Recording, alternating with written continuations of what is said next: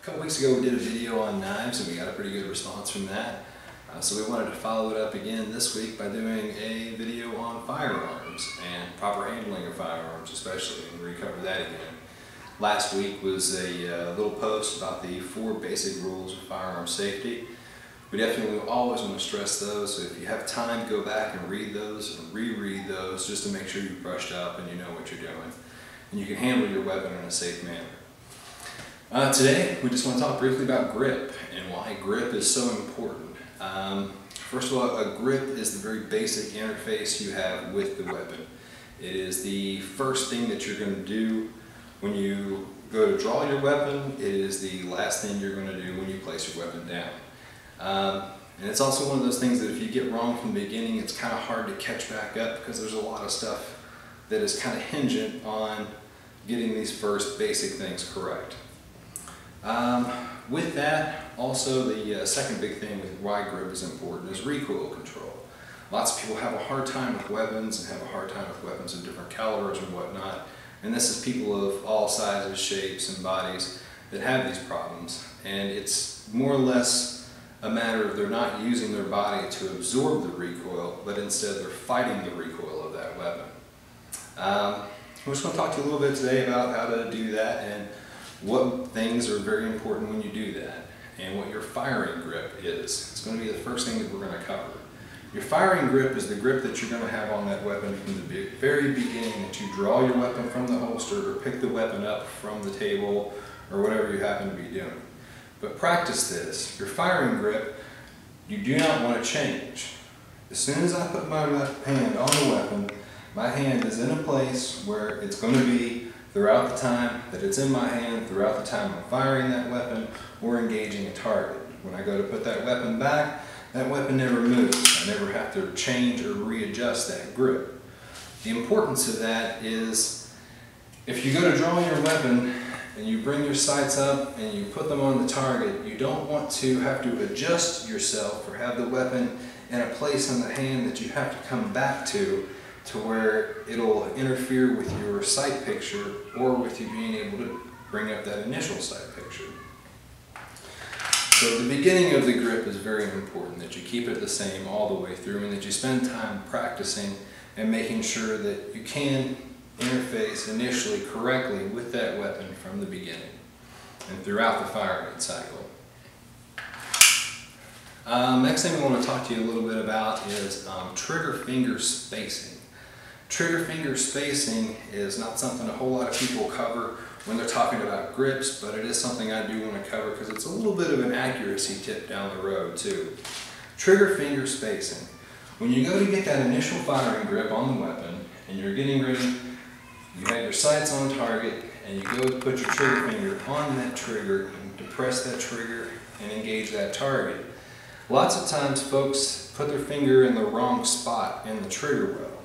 And that wrong spot in the trigger well will cause this part of their finger to rub up against the gun. And when it rubs up against the gun, it has a tendency to move it in either one direction or the other. Usually it's off to the left because it's pushing the weapon out of position. The way to combat that is to put a little bit of an intercostal space in that. So when you go and you practice making your actual firing grip, make that firing grip so that if you were putting your trigger finger on the trigger, I'll tilt it a little bit so you can see it there, that there's a little bit of a space between your trigger finger and the weapon. What that'll do is allow you to depress the trigger without moving the weapon. One of the other things I want to touch on real quickly with the grip is that in everything that we're doing with the grip, we're trying to keep the weapon as stable as possible while we're engaging the target. And that's what will make us the most effective shooters and most accurate shooters that we can possibly be. Give us a lot of consistency in that. So if we practice these basic things from the beginning, and that's really the only reason I'm touching on this, is we can get a proper mindset and be doing things right from the beginning, because practice doesn't make perfect, but perfect practice makes perfect. I also want to talk about a two-handed grip on the weapon, because a two-handed grip on the weapon is going to be the thing that you're going to use most frequently when you're at a target range, when you're out recreationally shooting, or just shooting to enjoy yourself. And the reason for that is it offers a couple advantages over just shooting with one hand and using a grip of just one hand. You get the added strength of your non-firing hand, mainly to control that recoil of that weapon. And a two-handed grip works just kind of the same way as a one-handed grip works. You'll get your initial strong firing grip of the weapon to maintain control of the weapon. Draw it out and bring your non-firing hand up to and cup it into and around your firing fingers and hand in the gun. And I'll just let you zoom in here and show that a little bit better. When you're bringing your fingers up to your strong hand, you want to lock your fingers together so that you're creating a vise with the gun. The pressure that's exerted on the grip of the gun is from the front and the back straps of the weapon, not the sides. If we were gripping tightly on the sides of the weapon, we're basically creating a pivot point for that recoil to be snappy and to raise up out of the hand and be less controllable overall. But if we're grabbing the front and the rear of those straps, and the recoil is much easier to control. It becomes a push back into the shooter instead of a flip at the wrist. Again, the non-firing hand comes up to reinforce that.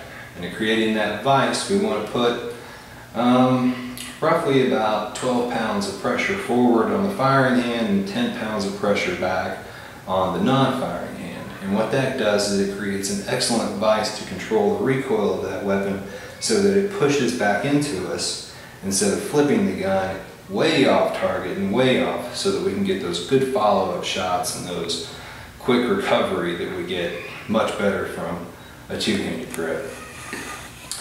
That's pretty much all we have on the grip for this week. Hope you enjoyed our video. Thank you very much.